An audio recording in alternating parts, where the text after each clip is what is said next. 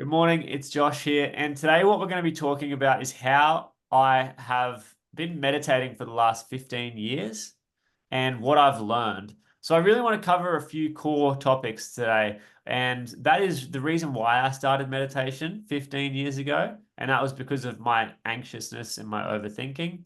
I also want to cover how I was able to get that under control and how I was able to master my mind through meditation. And I know that's a pretty bold claim, but I honestly believe I have a mastery over my mind. I have control of my mind. And I can confidently say that. And so I want to talk about that as well. And then finally, I want to talk about some of the benefits that I've received and some of the secrets I've learned from meditation over 15 years. Because a lot of people have this idea that meditation is this kind of mystical or woo-woo kind of thing, and it's kind of mysterious and it's kind of a bit unknown. And so I just want to pull back the curtain for you guys and tell you my direct experience through practicing for over 15 years, right? And so we're going to start with a short little intro into, why I started in the beginning and kind of where I was at when I started meditation. I was 17 years old, right? And I don't know why I stumbled into this practice. I don't know how I stumbled into this practice. It was honestly some kind of divine intervention. I had no one in my family, no one in my environment that was doing meditation, that was talking about meditation. Like, it was not a thing. I think, to be honest with you guys, I think the reason why I found it was because I was smoking a lot of weed when I was like 16, 17. And so I was also reading a lot of blog posts about conspiracies and stuff like that. And it's funny, if you find some of these blog post pages which talk about conspiracies, there's often a lot of them that also have like a spirituality tab. And so I was reading into spirituality, and I think I read a blog post that basically said if I start practicing meditation now, by the time I'm, in my mid 20s, I would be a superhero. Right? And so as a 17-year-old kid who was really anxious, really lost, really confused, constantly overthinking, having extremely dark thoughts about, death and, like life and just all these crazy things, I thought, you know what, that's going to be pretty good. If I can just practice meditation for the next 6, 7, 8 years, and I can get my mind under control, I'll be happy.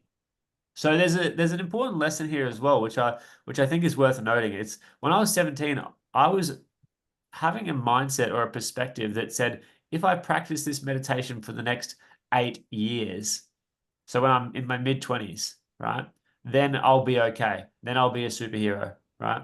So I wasn't expecting an instant change. I was committed to go, okay, let's go for 8 years until I'm in my mid 20s, and we'll see what happens. Right? Maybe I'll be a superhero.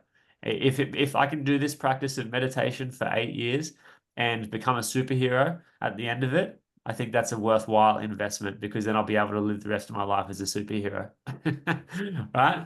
And I actually believe that it did give me superhero qualities, right?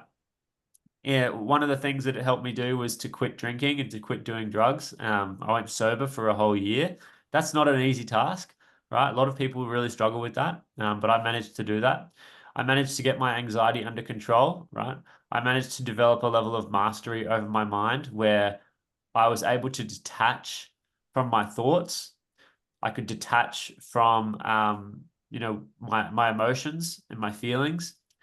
And when I say detach, it's not like I'm kind of like detaching from reality, but it's just that I developed an awareness that I'm not my thoughts and I'm not my emotions.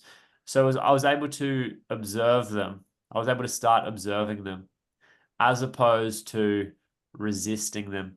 A lot of people who have anxiety really resist their thoughts, they resist their feelings, and they're in a constant state of resistance to what they're experiencing in their life.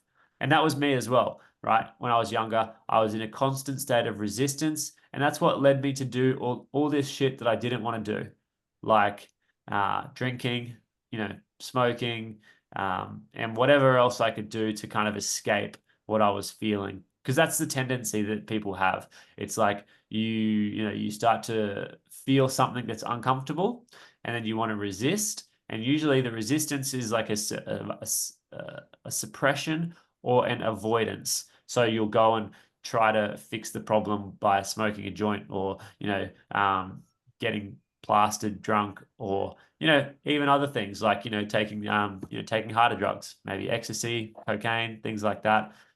People do all sorts of things to escape what they're feeling. Sometimes people watch a lot of porn, right? Or have like sex addictions and stuff like that. There's all sorts of things. And sometimes, you know, healthier coping mechanisms, but still not the healthiest. Some people just like work a lot. Some people just go, I'm just going to work 24/7. I'm just going to work like 16 hours a day. I'm just going to run myself into the ground working, because if I'm working, it means I don't have to slow down and face what I'm feeling. And so that is, it's a healthier option than doing drugs, I guess. But it's still not the best option, right? One of the biggest regrets of the dying is that they worked too much. They wish they worked less, right? So, something to consider. Another one is, yeah, just like never slowing down, like always being on the go. That can be a coping mechanism, right? So anyway, what I wanted to learn how to do was just to stop being in such a strong state of resistance to my life, and just start to be more accepting of my experience of life. And these are really a bunch of the things that I learned when I started doing meditation. And just to give you guys like the how I actually started and how I developed this mastery over mind, it's really simple. It was just 10 minutes of meditation a day. So in the beginning, that was it. I didn't change anything else. I didn't really change my drinking. I didn't change my friend circle. I didn't change my environment. I didn't change anything apart from I added 10 minutes of meditation to my day every single morning. Now, in hindsight, if you're watching this, I want to save you some time. In hindsight, I would have actually started subtracting earlier, because it was, and what I mean by that is I would have started taking things away that weren't working earlier. So I started adding, I added my meditation. What I've learned now after 15 years is that it's not about necessarily adding more. Often it's better to subtract, to take away. So I would have made much faster progress if I took away the drugs and alcohol earlier, if I took away certain friend groups. So if I removed myself from certain social environments, like you've got to get away from friends who are just shit, like for you. And that was really hard for me. I really struggled with that, which is why I never did it until the universe kind of just like took me away from these people. It was almost like, oh, with enough meditation, I moved into a different energy where I was just not resonating with the same people anymore. And so we just naturally went separate ways. But if I could tell my younger self to do something different, it would be just get away from those friends, like get away from environments where you're doing drugs and alcohol. And it's hard because you got to be lonely. It's a hard decision to make, probably one of the harder ones. But if I could tell my younger self to do something different, it would probably be that. It would be get away from those people, where, and it's not that those people are bad, but I was bad when I was around them, right? So take yourself out of environments that are not conducive to health and happiness. That would be advice to my younger self right now after 15 years and what I know now. So removing drugs, removing alcohol, removing toxic like environment.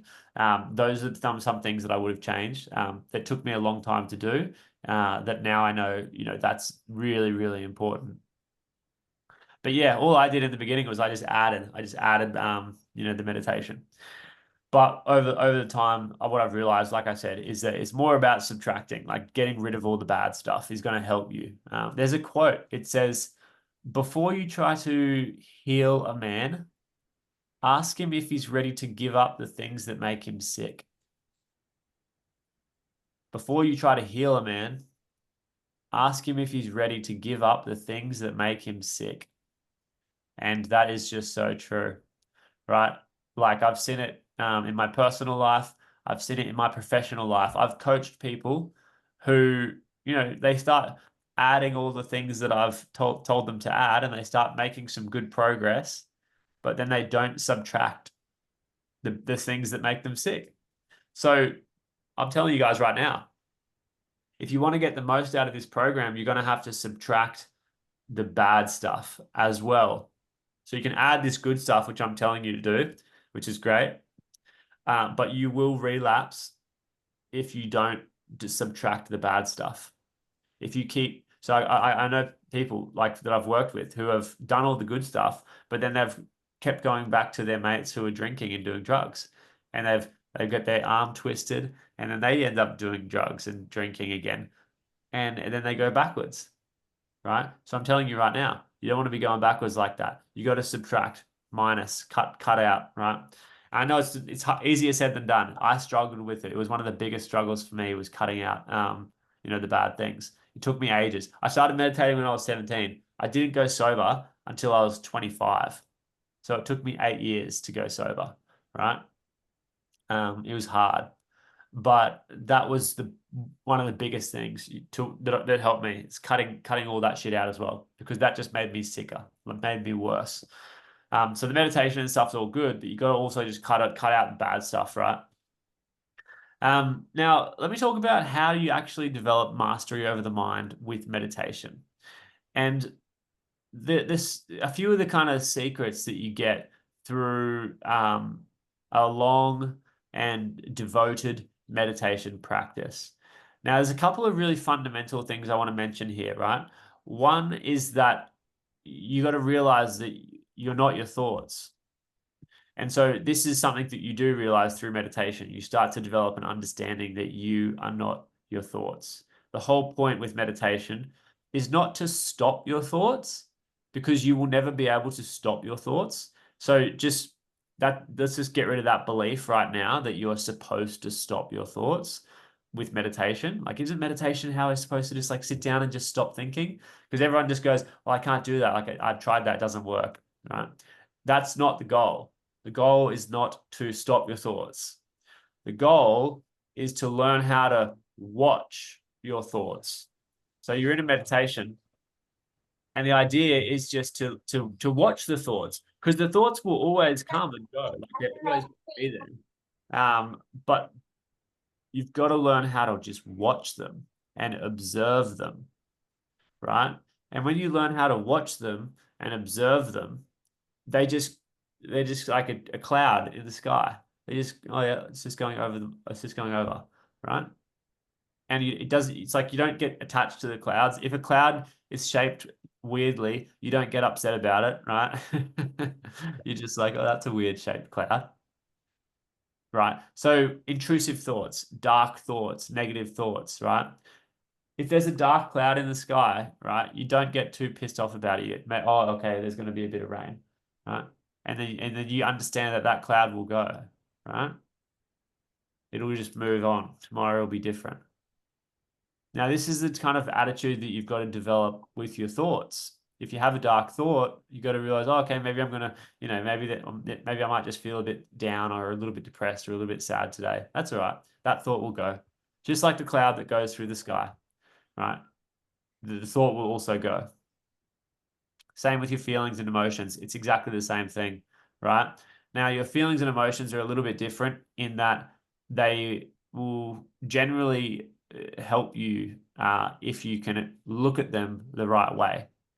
If you feel bad, it means that something needs to change, right? If you feel good, it's a good sign that you're on the right track. So you will always feel bad and feel good, but when you feel bad, it's good to listen. Like, listen to your body and listen to yourself. Why are you feeling bad? All right. You have an internal guidance system that's trying to teach you things.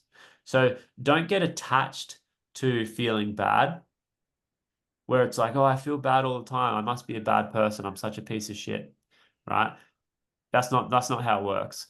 It's just, if you feel bad, it's your internal guidance system and your internal emotions trying to guide you, trying to say, okay, this is not the path. Something's wrong, right? Go back or change direction, because this is not the right way.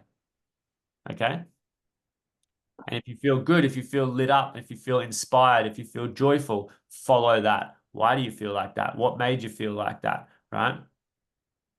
So that's really, really important to understand. But what you've got to do, what meditation allows you to do, is that what it allowed me to do was to see my thoughts and emotions from like this objective place or subjective or whichever one it is, I don't know. But you see them from almost a third person, right?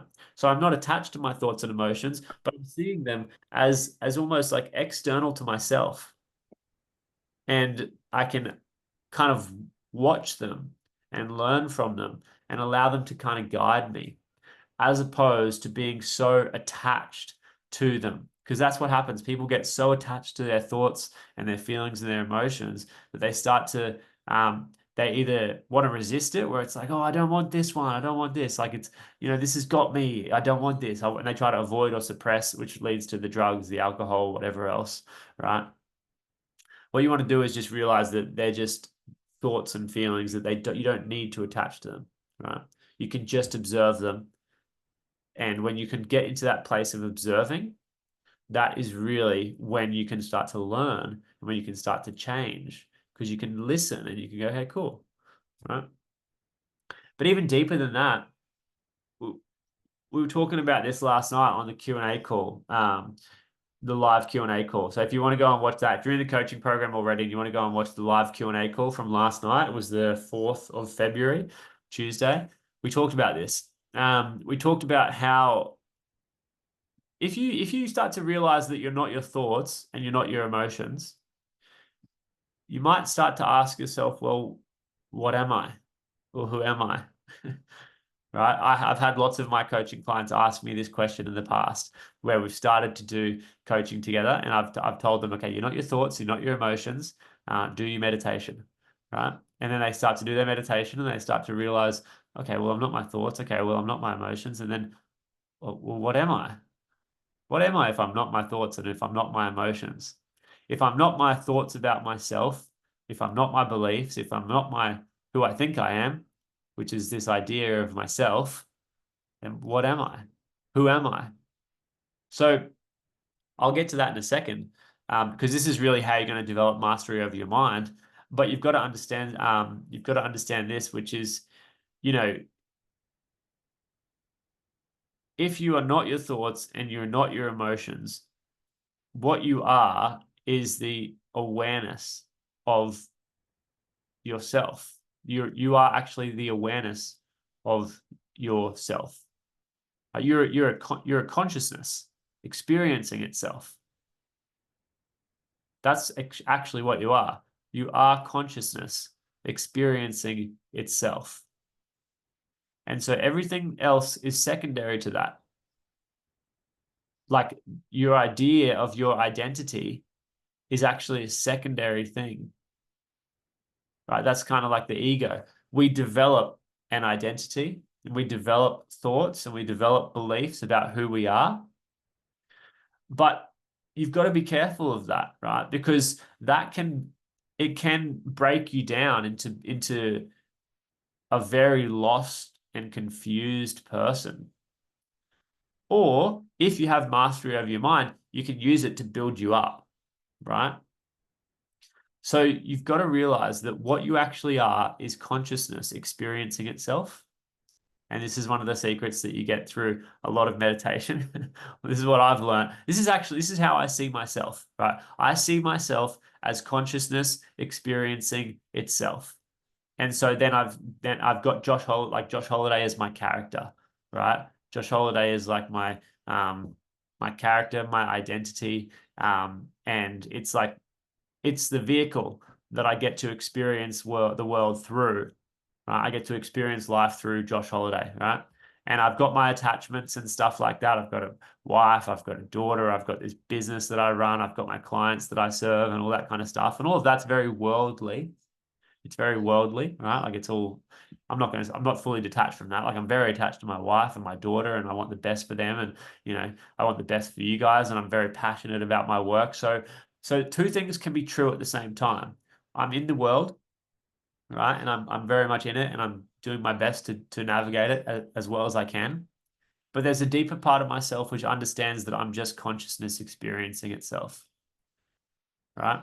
Now, when you can, so it's like you've got to you get to like detach firstly from your thoughts and your emotions and your identity and your beliefs and all this kind of stuff, but then you actually get to reattach with a new perspective, right? So if you're struggling with, anxiety, overthinking, negative thoughts, or confusion, I feel lost, I don't know what's going on, like, I'm struggling to manage my relationships, I'm struggling with drinking, I'm struggling with alcohol or drugs, whatever else it is, right? If you can firstly detach from all of that and just realize that all of that is just experiences and worldly things that are happening, and you can even just for like a little bit, right? Develop a higher perspective that you're just actually consciousness just experiencing itself. You are awareness. You have access to a higher level of awareness, which just experiences all of this stuff. It gives you a sense of freedom. It gives you a sense of like you come up and above the mind, because the level of the mind is all the thoughts, the beliefs, the identity, all this stuff, right? And then you've got the body, right? The physical body, right? Your feelings, your emotions, all that stuff, your nervous system. So that's the body. It's very physical. The mind, it's kind of still a little bit physical, right? Still quite worldly. Go a level higher into the spirit, which is, like I said, we all have this, whether we believe it or not. The confusing thing with spirit is like there's too many fucking religions and shit that have confused everyone, right? And there's just too many weird little subcultures and stuff like that. But we all have a spirit, right? And I'm not going to tell you like what you need to think about that. But I am encouraging you to develop a relationship with that part of yourself in whatever way that you feel is best, right? But there is a spirit. We all have a spirit, right? And if we can connect with it, what you'll see is it's really just that consciousness that experiences itself, right? Last night when we were talking on the Q&A call, I asked everyone to just pause for a second and reflect on the fact that you can be aware of yourself. Like, how can you be aware of yourself? Because, like, really think about it for a second. How can I be aware of myself? And what does it mean to be aware of something? If you are aware of yourself, it means that there is a self and then there is an awareness of the self, right? So there must be a secondary self and a primary awareness of the self.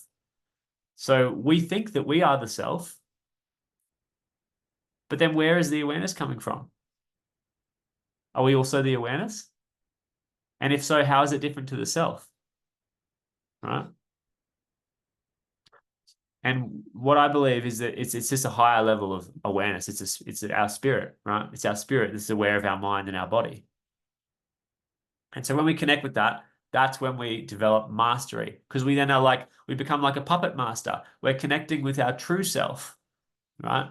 Our true self, which is awareness or consciousness experiencing itself. And then you develop like now you're the puppeteer, right? So now you've got control over your character because you realize what you really are or who you really are. And from that place, then you can re-engage in the character and you can go, oh, okay, cool. Well, all of this shit that I've experienced to this point maybe doesn't need to be that way. And maybe I can start to develop new beliefs and new identities and new thoughts. And then life becomes like a dream, right? Um, it's like lucid dreaming, but in reality.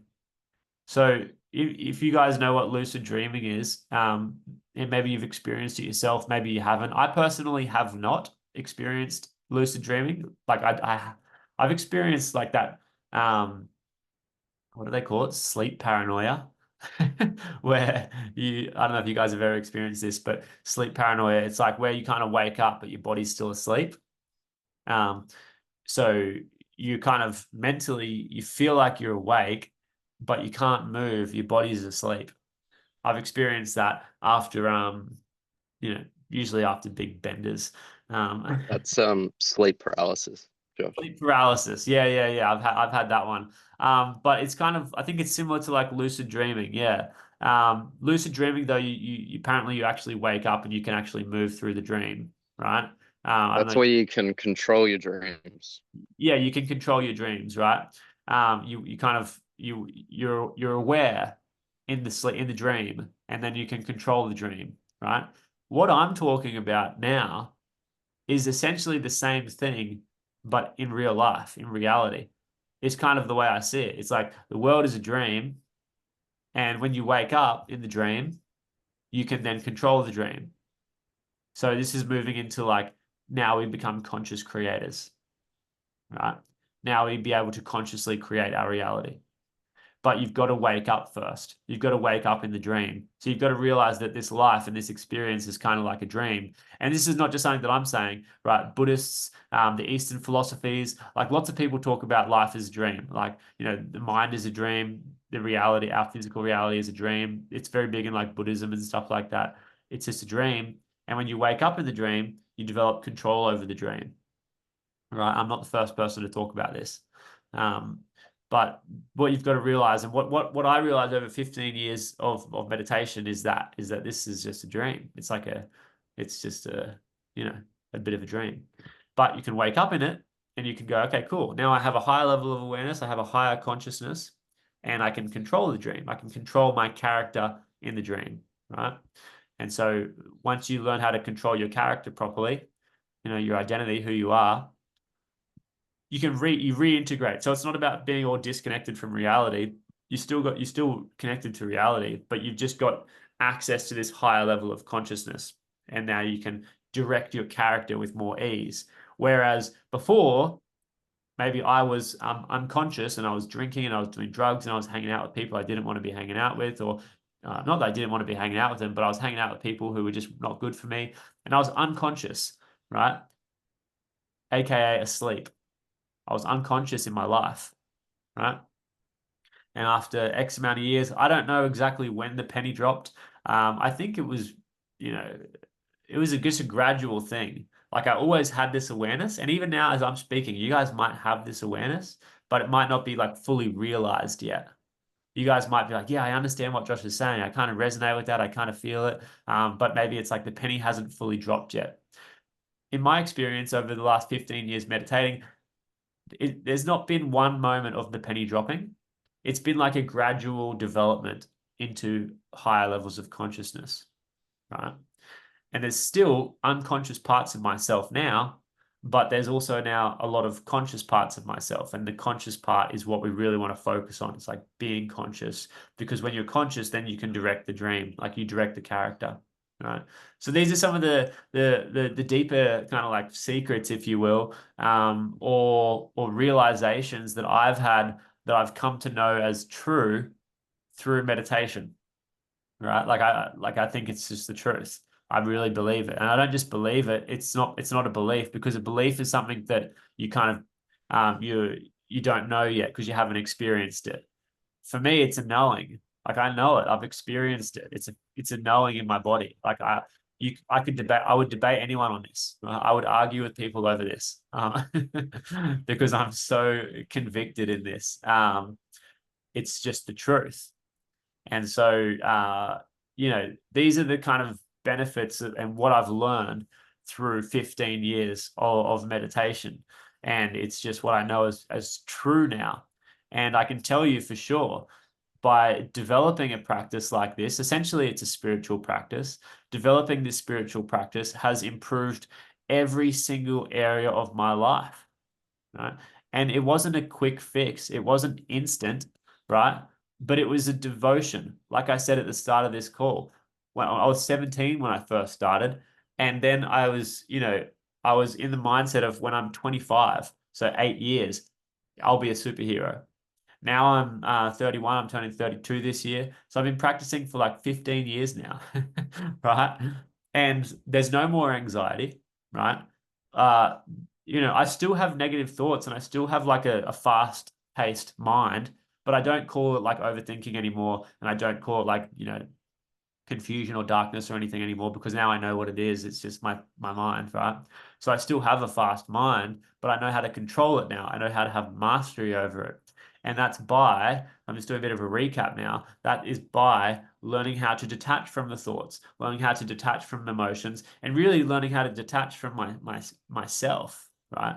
So not getting so caught up in my ego or myself, and learning how to actually have a higher level of awareness, right? A higher level of consciousness, and really becoming that puppeteer, or that the one who controls the character, waking up in the dream, right?